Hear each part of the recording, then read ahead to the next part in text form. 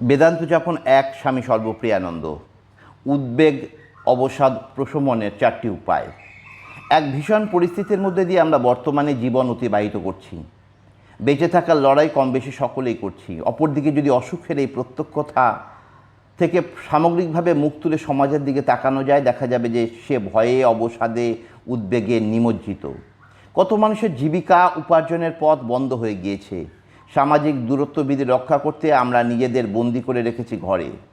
রোজকার অভ্যস্ত জীবনে হঠাৎই এসে পড়া এইসব অযাচিত, অনভিপ্রেত বদলের সঙ্গে খাপ খাইয়ে নিতে নিতে মানুষ বিচলিত হয়ে পড়ছে। ডিপ্রেশন মানুষের মনে, বাইরে, সর্বত্র। আর্থিক মন্দা সেও তো এক ডিপ্রেশনই বর্তী। এমত অবস্থায় অধ্যাত্মচর্চা মানুষকে কী উপায়ে সাহায্য করতে পারে? কিভাবে এই কঠিন সময়ে আমরা পেরোব? বেদান্তে উল্লিখিত এমন 4টি পথ বা আধ্যাত্মিক অভ্যাস নিয়ে আজ কথা বলি, যা এরকম সময়ে আমাদের সহায়ক হয়ে উঠতে পারে। স্বয়ং ভগবান বুদ্ধের দেওয়া একটা উপমা ধরেই এগোনো যেতে পারে। ধরা যাক, একজন মানুষের গায়ে একটা তীর এসে বিঁধেছে। সেই যন্ত্রণা সামলানো সে রীতিমতো হিমশিম খাচ্ছে। এমন সময় আরও একটা তীর এসে তাকে বিঁধে একেবারে কাতর করে তুলল। এবার উপমার খোলস ছাড়িয়ে যদি দেখি, প্রথম তীরটা হলো পৃথিবীর নানা ঘটনা থেকে জাত সমস্ত দুঃখ যন্ত্রণা, যার দ্বারা মানুষ নিরন্তর আক্রান্ত হচ্ছে। আজকের সময়ের প্রেক্ষিতে করোনা ভাইরাস, অসুখ, আমাদের ব্যাহত জীবন প্রবাহ, এসব ওই প্রথম তীর। আর দ্বিতীয় তীরটি হলো এ সমস্ত পার্থিব জ্বালা যন্ত্রণায় আমাদের প্রতিক্রিয়া বা রিয়াকশান। এখন বাইরে যা কিছু ঘটছে তার প্রতিক্রিয়ায় উদ্বেগ, অবসাদ, ভবিষ্যৎ নিয়ে ঘোর অনিশ্চয়তা আমাদের মনে জন্ম নিচ্ছে। এসব হলো ওই দ্বিতীয় তীর, যা আমাদের উপর্যুপরি যন্ত্রণায় জর্জরিত করে তোলে। ভগবান বুদ্ধের কথাই ওই দ্বিতীয় তীর বা তা থেকে সৃষ্ট যন্ত্রণাকে নিয়ন্ত্রণে রাখতে পারে এবং দুঃখ দুর্দশায় আমাদের মনের যে আভ্যন্তরীণ প্রতিক্রিয়া তাকে প্রশমিত করে আমাদের ভার লাঘব করতে পারে অধ্যাত্মচর্চা। প্রথম তীরটির মোকাবিলা করবার জন্য যা যা কার্যকরী সতর্কতা অবলম্বন করা প্রয়োজন, আমাদের তা করতে হবে। কিন্তু আসল সমস্যা তৈরি করে বসে থাকে আমাদের ভেতরে সেই দ্বিতীয় তীরটি, অর্থাৎ জাগতিক প্রতিকূলতায় আমাদের প্রতিক্রিয়া। মানুষের এই আভ্যন্তরীণ জ্বালা যন্ত্রণার উপশম নিশ্চিতভাবে 4টি আধ্যাত্মিক অভ্যাসের মধ্যে দিয়ে খুঁজে পাওয়া সম্ভব। প্রথমটি হলো অদ্বৈত বেদান্ত প্রণীত জ্ঞান বা আত্মানুসন্ধানের পথ। আপনার চেতনার স্তরে খেয়াল করার চেষ্টা করুন, একটা সময় জুড়ে কেমন স্বাভাবিক জীবনযাত্রা চলছিল। মানুষ চাকরিতে যাচ্ছিল, দিন শেষে পরিবারের কাছে ফিরে আসছিল। প্রাত্যহিক ভালো খারাপ, সুখ দুঃখ, আশা নিরাশায় জীবন বেশ কাটছিল।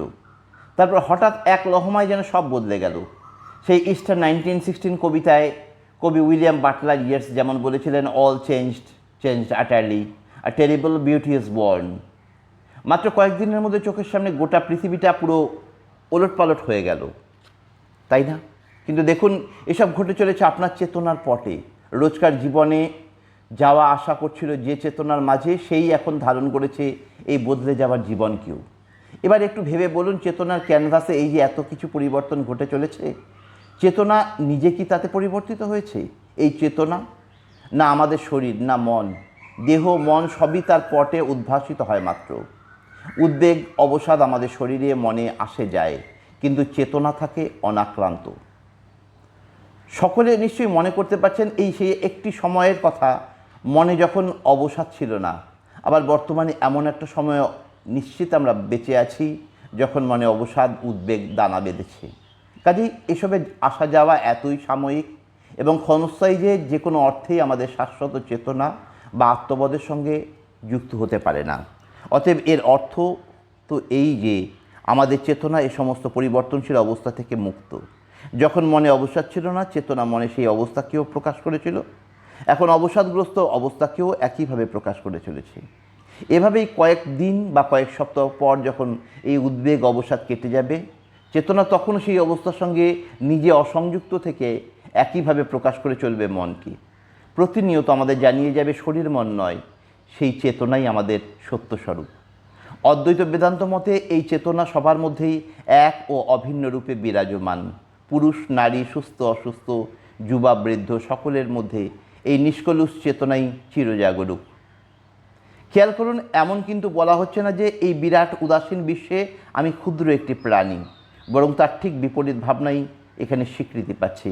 আমি অনন্ত চেতনা সাগর, সেই সাগরে এই জগৎ যেন ভাসমান একটা ছোট নৌকা। এই চেতনাময় মহাসমুদ্রে জগৎ এবং আমার জীবনসহ জাগতিক যা কিছু স্বতন্ত্র কারণ বলে নৌকার মতো কখনো উজানো কখনো ভাটিতে ভেসে চলেছে। আমাদের কর্মই তাকে চালনা করছে। কখনো কখনো উজানে সে খুব পাল তুলে বইছে, জীবনে তখন সবই ছন্দবদ্ধ। আবার কোনো কোনো সময় সেই নৌকা একটু পিছিয়েও পড়ছে যখন জাগতিক জীবনে ছন্দপতন হচ্ছে। কিন্তু নৌকা যে পথেই এলোমেলো বয়ে চলুক না কেন, সমুদ্রও কি তার সঙ্গে পাল্লা দিয়ে এলোমেলো চলছে? সেদিক থেকে সমুদ্র শান্ত, নৌকার ওঠাপড়ায় তার ধৈর্যচ্যুতির কোনো কারণ ঘটে না। আমি অনন্ত চেতনা সাগর, আর সেই সাগরের এক একটি ঢেউয়ের মতো আমার মধ্যে এই জগৎ প্রস্ফুটিত হচ্ছে। আমার এই অনন্ত জলরাশিতে ঢেউ নিজের মতো উঠছে, নিজের মতোই আবার মিলিয়ে যাবে। তাতে আমার কী বা ক্ষতি, কী বা লাভ? আরও নিবিষ্ট হয়ে লক্ষ্য করুন, এই উপমায় বিশ্ব চরাচরকে ঢেউয়ের সঙ্গে তুলনা করা হলো, যা কিনা সমুদ্রে সেই জলরাশিরই অঙ্গ। আগের উপমায় ব্যবহৃত নৌকার ক্ষেত্রে কিন্তু তেমন বলা যায় না। আপাতভাবে সমুদ্র ভেসে চললেও যে সমুদ্র থেকে বিচ্ছিন্ন একটা অস্তিত্ব। ফলত ঢেউয়ের উপমার মধ্যে দিয়ে একটা গভীর সত্যে উপনীত হওয়া সম্ভব যে এই ক্ষণিকের বাহ্য জগৎ আসলে আমারই চেতনার অংশ। সেটা চেতনা বহির্ভূত কোনো বিষয় নয়। ব্যাপারটিকে তিনটি স্তরে ভেঙে আরও সহজ করে বোঝা যেতে পারে।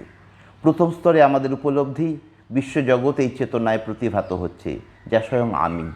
দ্বিতীয় স্তরে আরও বোঝা যাচ্ছে আমাদের চেতনার পটে বিশ্বজগৎ বাইরে থেকে আমদানি করা কোনো বিষয় না, তা চেতনারই অংশ, বলা যায় চেতনাজাত। তবে তৃতীয় স্তরটি গভীরতর। এই বহির্জগৎ চেতনা ব্যতীত আর কিছুই নয়, অনন্ত চেতনাস্বরূপ আমি তো বিশ্ব চরাচর প্রকাশিত হচ্ছে মাত্র। ওই ঢেউয়ের উপমা দিয়েই ভেবে দেখুন না, ঢেউ যখন ওঠে সমুদ্র কি আয়তনে বাড়ে? একদমই না। সমুদ্রের জলই তো ঢেউ আকারে উঠছে।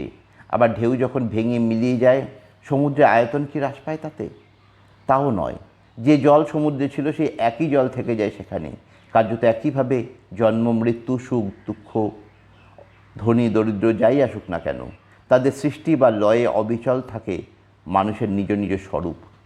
এই অভিন্ন চেতনা সাগর মানুষ কেবলই দেখতে থাকে তার চিত্তপটে এই চিরাচরের ফুটে ওঠা, তারপর দেখে চিত্তের মাঝে সেই চরাচরের ঘটনাসমূহের অবস্থান, এবং সবশেষে বোঝে তারা এই চেতনারই এক এক প্রকাশ ভিন্ন, আর কিছুই নয়।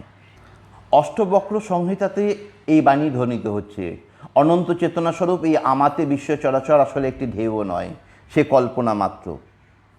ঢেউ ওঠে, দারুণ গতিতে এগিয়ে আসে, আবার মিলিয়েও যায়। আমাদের অনেকেরই এই পুরো ব্যাপারটিকে একটা স্বয়ং সম্পূর্ণ ঘটনাক্রম মনে হতেই পারে, কিন্তু কী আশ্চর্য, ক্রমশই বলা হচ্ছে এসব কল্পনা মাত্র। মনে মনে ভাবা যাক এক বিশাল অসীম সমুদ্রের কথা, সেই হলো চেতনা, স্বয়ং আমি। এই চেতনার নিজের নিরাকার, তাতে সাকার নানা অস্তিত্ব প্রতিভাত হলেও সে অতি শান্ত, সকল অস্থিরতার ঊর্ধ্বে, কালের পর কাল পেরিয়ে চলা শাশ্বতের পথে সে এভাবেই চিরজাগরূক। স্থান, কাল, পাত্র সবই কেবল সেই চেতনার ক্ষণকালীন প্রকাশ মাত্র। এই হলো অদ্বৈত বেদান্তের গভীরতম দর্শন। এবং সবচেয়ে বড় কথা কি জানেন, এই দর্শন কোনো দূরবর্তী সত্যের সন্ধানের পথে মানুষকে ঠেলে দেয় না। সে এই মুহূর্তেই সত্য এবং চিরন্তন সত্য।